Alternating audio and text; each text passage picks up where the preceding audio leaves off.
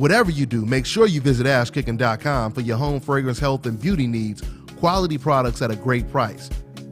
Hi, you're watching Dante's Boxing Nation. Woo! Hey. Yeah. Dante's Boxing Nation, what's going on, guys? So as you guys probably know by now, I did a really long 30-minute interview with Abel Sanchez the other day where we pretty much talked about everything from Jermall Charlo to a Danny Jacobs rematch to moving to 168 and not facing Canelo and meeting Golden Boy and Canelo's demands. We talked about everything basically. What I wanted to do is I wanted to do a video and give you guys my take on everything that we talked about and basically how Abel Sanchez responded. Now, before I get into all of that, I want to kind of give you guys an idea of what type of relationship me and Abel Sanchez has. Because a lot of people, they don't understand the job of a real journalist, a real reporter. See, the job of a journalist is to ask the very tough questions. You're not supposed to always be throwing these softball questions just to basically make that person feel comfortable. And this is what we get from a lot of reporters today, because a lot of reporters are decafs. So what they really want to do is they want to act more of that person's advocate, that person's representative, as opposed to being a journalist that asks the tough questions. In any other sport, from politics to other sports, you always hear the reporter ask the very, very tough questions. This is the reason why Abel Sanchez and other people that I interview, they don't take it personal when I ask these tough questions, because they know that this is our job. Matter of fact, Abel Sanchez has even said to me before on one of my interviews, he said, well, it's your guys' job to ask the tough questions. That's what Abel Sanchez said to me before. So he understands that. He understands that none of this is personal. Everything we talk about, and even when I'm criticizing Golovkin and I'm criticizing Golovkin's performance, his pay-per-view numbers, or, the flaws I feel he has, when I do these things, we are talking strictly boxing. There is nothing personal, okay? It's unlike people like Dan Rafael. Now, people like Dan Rafael, those are the people that are unprofessional. Those are the people that are attacking fighters personally. You have Dan Rafael, who sends out tweets talking about how boring a fighter is, how he personally doesn't like Guillermo Rigondeaux, how he personally doesn't like Andre Ward. He wrote an article, and he headlined the article after he elected personally not to show up and cover Andre Ward's last two fights before the Kovalev fight. To add insult to injury, this man had the nerve to write an article and say that Andre Ward's performance over Alexander Brand was the most boring fight ever on HBO. Now imagine if I were to say something like that about Gennady Golovkin. Imagine if I were to say something that personal. Wouldn't it seem like I'm not even really talking about boxing anymore? Wouldn't it seem like I have more of a personal agenda if I were to say something so personal? Then this man, Dan Rafael, is so immature. He has so much disdain for fighters on the coincidental list like Guillermo Rigo. This man blocks Guillermo Rigo from his Twitter and continues to talk bad about him. So I guess Guillermo Rigo won't receive all of the negative tweets that Dan Rafael is sending out. This is how immature this man is. And that is not true journalism. That's not a real reporter. That is what you call a supreme decaf. That's what you call that man. But getting back to the job of a reporter, I always compare reporting to an interrogation. Because when you're reporting and when you're interviewing someone, it's a lot like an interrogation. When you go in there and you're trying to get the truth out of someone, you don't go in there slamming the table, saying, motherfucker, we know you did it. Now tell us where you done buried the damn bodies. You don't go in there like that, because if you do that, they're gonna shell up. They're not gonna answer any questions. They're gonna say, I want my lawyer, etc., etc. So you know what you do? You go in there with a cigarette, you go in there, you ask the man, you want something to drink? You want a cigarette? You want something to smoke? And then you start making them feel comfortable. You say stuff like, listen, man, we know it probably was an accident. We know you probably were just defending yourself. I'm sure you didn't mean to kill that guy, right? And that's when they start to open up. This is the reason why I show every person I interview all the respect in the world.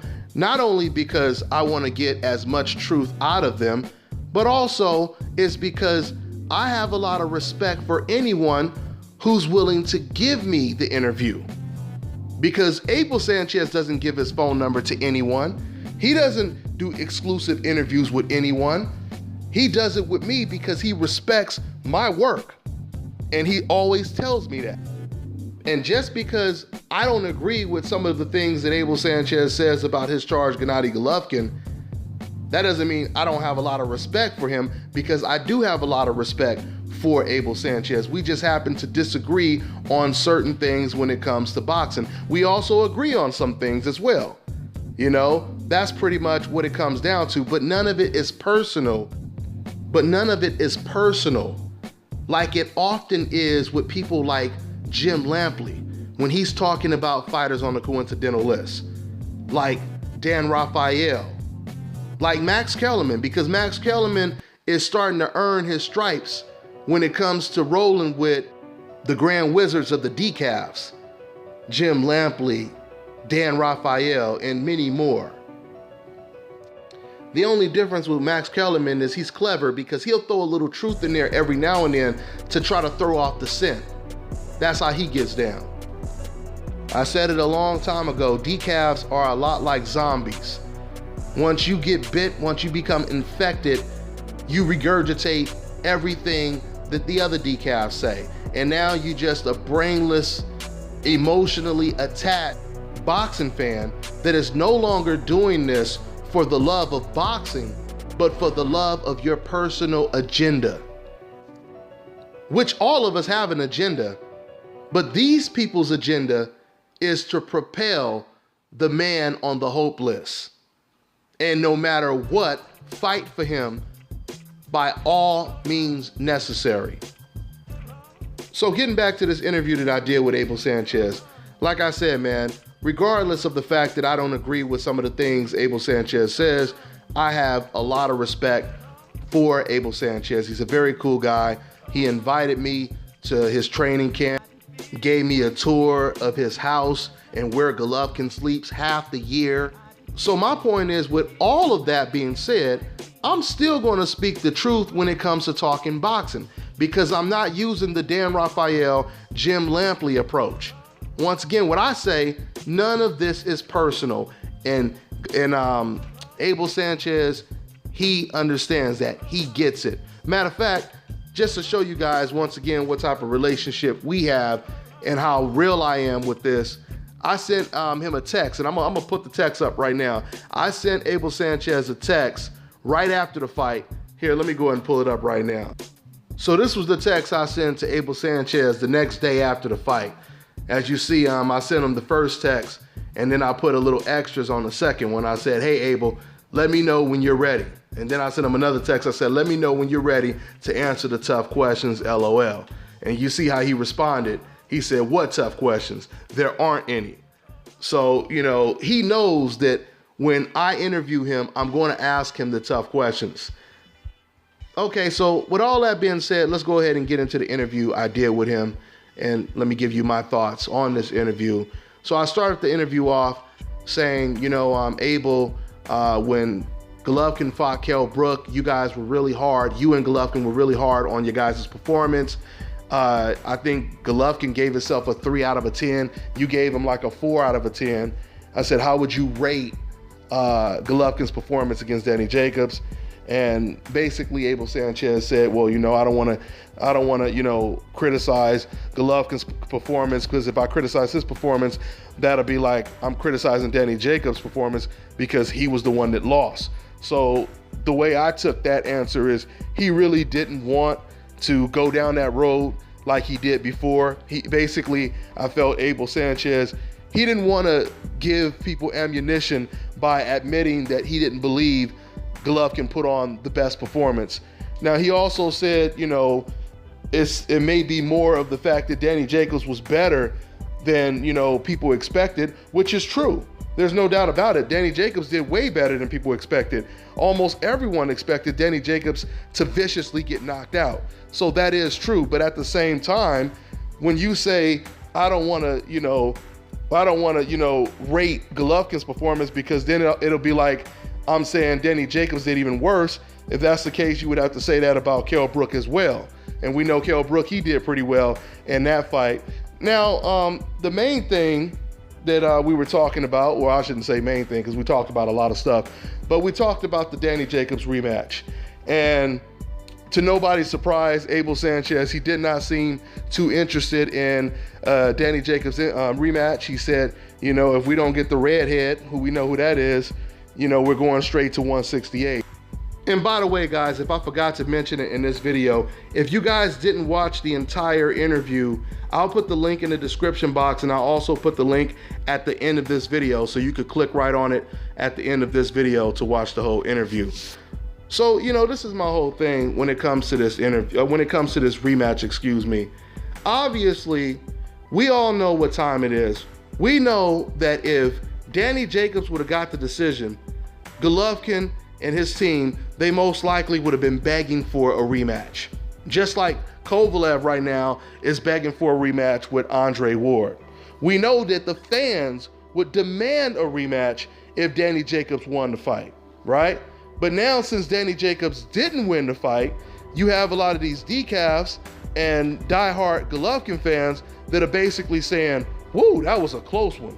We don't ever want to get that close to losing again. So let's go ahead and leave this guy alone and go on to someone else, right? That's pretty much what they're saying.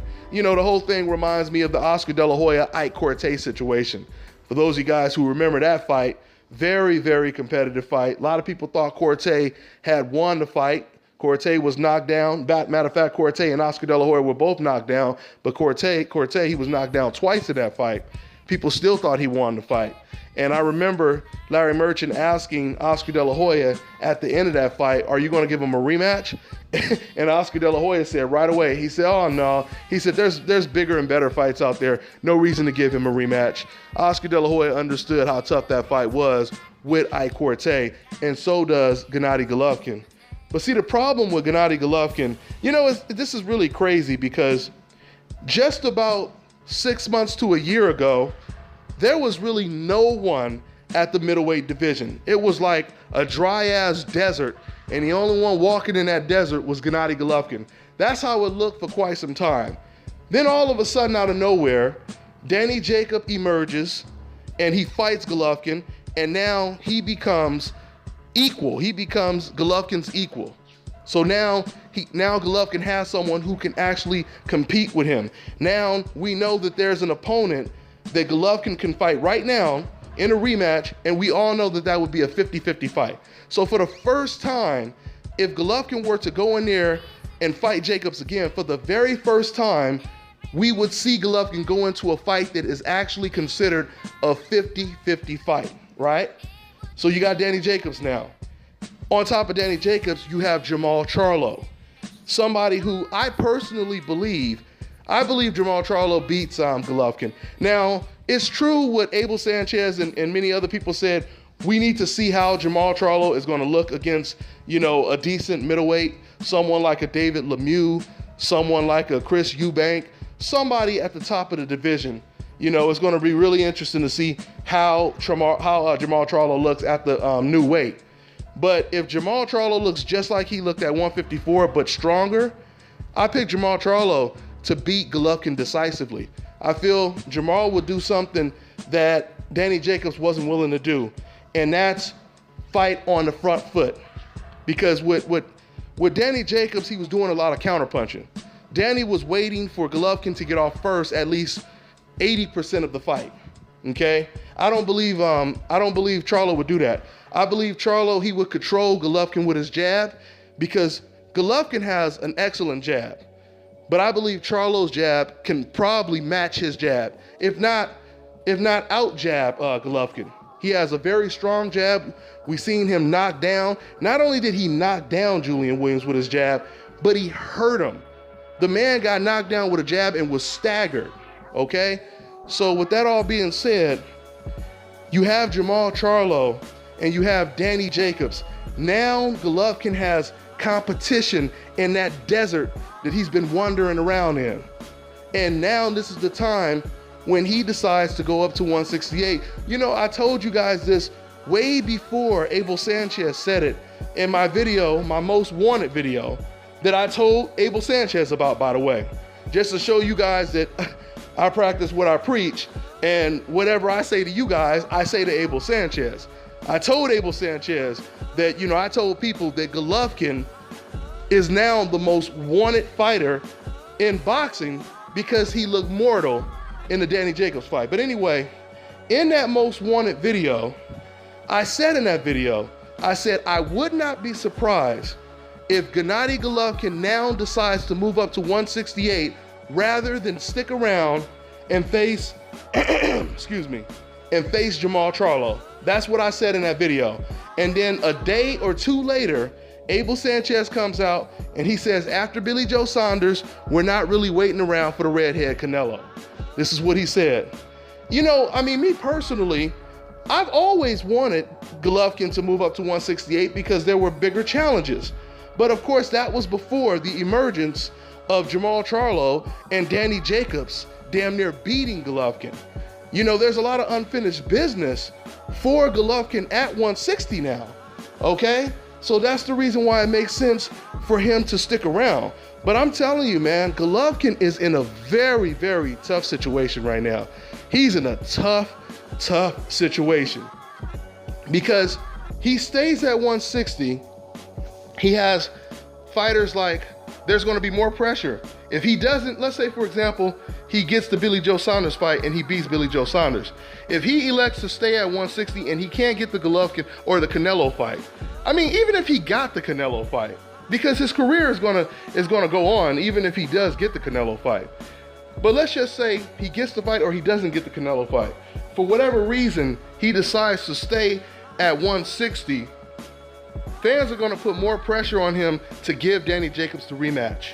And if he doesn't give Danny Jacobs the rematch, by that time, Jermall Charlo will be knocking at the door. So Golovkin is gonna have to think about either staying at 160, fighting Jacobs in a rematch, or fighting Jermall Charlo, or moving up to 168 where it doesn't get any easier. Because if he moves up to 168, I'm telling you right now, Gilberto Ramirez is going to be a very, very tough opponent. He's a volume puncher, and he probably can take the power that Golovkin dishes out, okay? Because once again, that power is not going to be the same once he moves up and he faces bigger guys for Golovkin.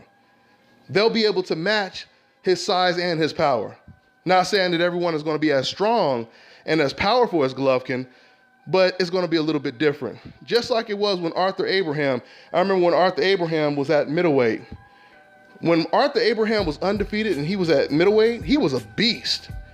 But when he moved up to 168 and he went in that Super 6 tournament, things were totally different. Things were totally different. He was still good, but he just didn't have the same advantages that he had at middleweight.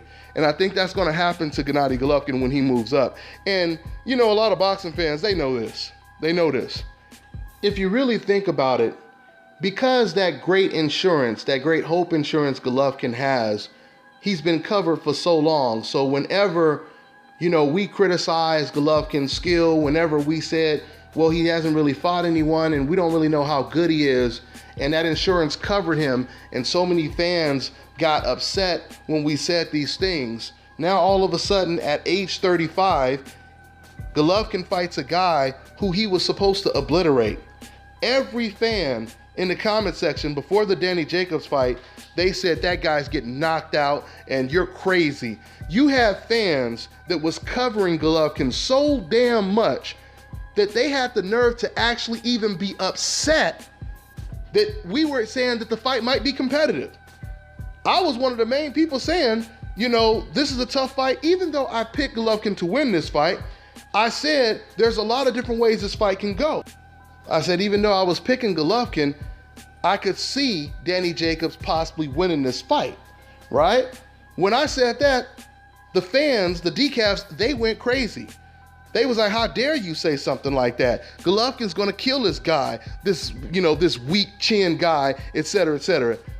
Now all of a sudden, after the fight, when there's controversy in the air, and a lot of people believe that Jacobs won the fight, now those same fans are saying, oh, well, you gotta give Golovkin credit for showing his boxing ability, and Jacobs was really a good fighter. But at first they were saying that Jacobs was a bum, and he had no damn chin, and he had no chance. You see how the double standards work?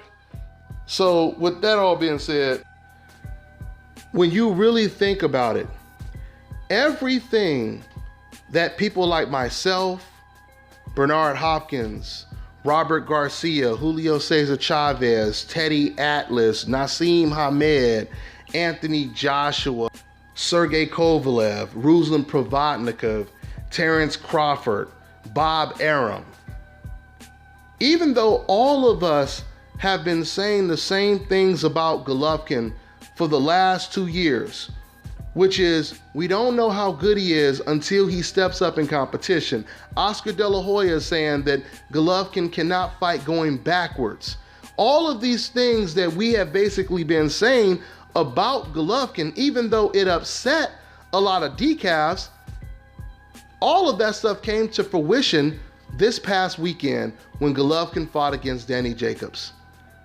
Once again, Golovkin, 35 years old. The first guy he fights that actually fights him back and wasn't even considered a pound for pound fighter, wasn't even considered Golovkin's equal, gives Golovkin his toughest fight and arguably beats the man. And there are better fighters out there, I believe, at least style-wise for Golovkin, than Danny Jacobs. You know, Abel Sanchez said that he thought Jermall Charlo would get beat by Danny Jacobs, which remains to be seen, but I don't think it matters. It doesn't matter if Jacobs could beat Charlo or not. The bottom line is styles make fights. That doesn't mean Golovkin can beat Charlo, okay? I mean, we all know, at least if you know boxing, we all know that Shane Mosley couldn't beat Miguel Cotto, but he knocked out Margarito, who knocked out Miguel Cotto. So, you know, styles make fights. So when, you know, Abel Sanchez said in the interview, no one cares about the Charlo fight. Come on, man. I mean, how do you say no one cares about the Charlo fight, but they do care about the Billy Joe Saunders fight? Now, I understand Golovkin, he wants to unify the belts, and that's fine. That's fine, because he could still unify the belts and fight Charlo afterwards if he wanted to, okay? But don't say no one wants to see the Charlo fight, because once again, now all of a sudden, once Golovkin finally has somebody to really play with in the middleweight division, and when I say play, I mean somebody who's going to really bring it to him, now it's time for Golovkin to move on to 168.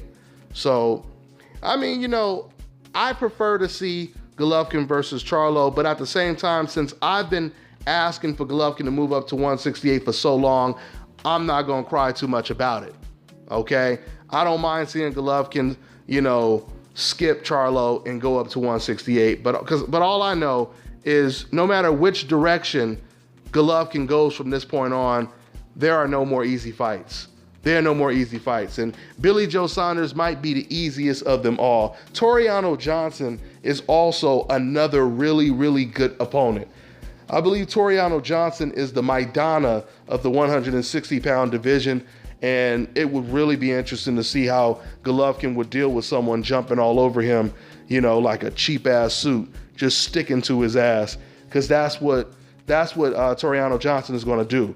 He has a lot of power. He's very unorthodox, And, you know, he just has a really, really complicated style to deal with. So it'll be interesting. It'll be interesting to see what happens in Golovkin's next 3-4 fights. I predict that Golovkin, he will definitely lose officially within his next 3 to 4 fights. I truly believe so. Unless he just all of a sudden pulls a Canelo and just starts fighting, you know, the Liam Smiths for the rest of his career. But I don't think that he can do that, though. I don't think Golovkin could do that because there's too many good opponents that are surrounding him right now. Okay? So, you know, that's pretty much something else that Abel Sanchez said in the interview off the subject of Golovkin is he talked about not Virgil Hunter, but he talked about Virgil Hunter's fighter, Andre Ward.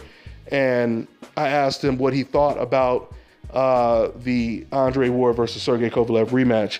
It's really interesting with Abel Sanchez because Abel Sanchez, now Abel, he picked from the beginning, he picked Kovalev to beat Andre Ward. He picked Kovalev to beat Andre Ward. And then when Andre Ward beat Kovalev, and you had some people saying it was a robbery, to Abel Sanchez's credit, he said, no, I thought Ward won the fight. He said, I thought Ward won the fight, and he didn't cry saying it was a robbery, even though he picked Kovalev to win the fight. So I give Abel Sanchez credit for that. But it's really weird because even though he picked Ward to win the fight, and he said he would pick Ward to win the rematch, but then after he says all of that, he then tells me he doesn't think that Andre Ward is going to sign the contract to fight Sergey Kovalev, which is when I said to Abel Sanchez, I was like, but Abel, but it was Andre Ward's people, Rock Nation, that sent Kovalev the contract. So, I mean, why would they send him a contract if they don't want to fight the man? I mean, did you ever see Canelo Alvarez send Demetrius Andrade a contract? Did you ever see Leo Santa Cruz or Carl Frampton send Guillermo Rigo a contract? When people send out contracts, it's most likely because they want to fight that guy or they're ready to make the fight. Because Andre Ward didn't send a contract before, but he's sending it now. Okay? Something else I thought was interesting is Abel Sanchez, who's been praising Errol Spence a lot. Abel Sanchez, along with people like Freddie Roach, they've been praising Errol Spence as pretty much the future of boxing. So when I asked Abel Sanchez to break down the Kell Brook versus Errol Spence fight, he surprisingly picked Kell Brook, stating that Errol Spence, as much as he praises Errol Spence, he thinks it's too early for Errol Spence. You know, I notice a pattern with Abel Sanchez when he does predictions. And it's not just Abel Sanchez, it's a lot of people that do this. But I feel, going back to Abel Sanchez's prediction of the first Kovalev versus Ward fight, and now Kell Brook versus Errol Spence, I notice a lot of people, including Abel Sanchez, they focus more on the numbers than the actual natural talent that they're seeing with their own eyes. And what I mean by that is Abel Sanchez, he said he thought Kovalev would beat Ward because he felt that Ward was too inactive. He felt, you know, he had been out of the ring for too long. So he's looking at numbers. He's looking at stats. How many fights, you know, have you been in before that? Even though Andre Ward had fought let me see, it was Sullivan Barrera and Brand. So even though Andre Ward had 2 fights before the Kovalev fight, he still felt he was inactive. And then he says he believes that Errol Spence will lose to Kell Brook, which, by the way, is possible. You know, it's possible. That is a tough fight for Errol Spence, but I'm just saying he's basing it off of experience. And once again, I feel a lot of people, they focus a little too much on the numbers, the stats. You know, how many fights do you have? How much experience do you have? You know, et cetera, et cetera. Sometimes you got to eyeball it and you have to look at the talent. And you have to really, really look at what these fighters have been doing against their previous opponents compared to what other fighters were doing to those same opponents. Like with Errol Spence, once again, when you look at what Errol Spence was able to do, having far less experience than Manny Pacquiao, and what he was able to do to Chris Algieri versus Pacquiao. What Errol Spence was able to do to Bundu versus Keith Thurman.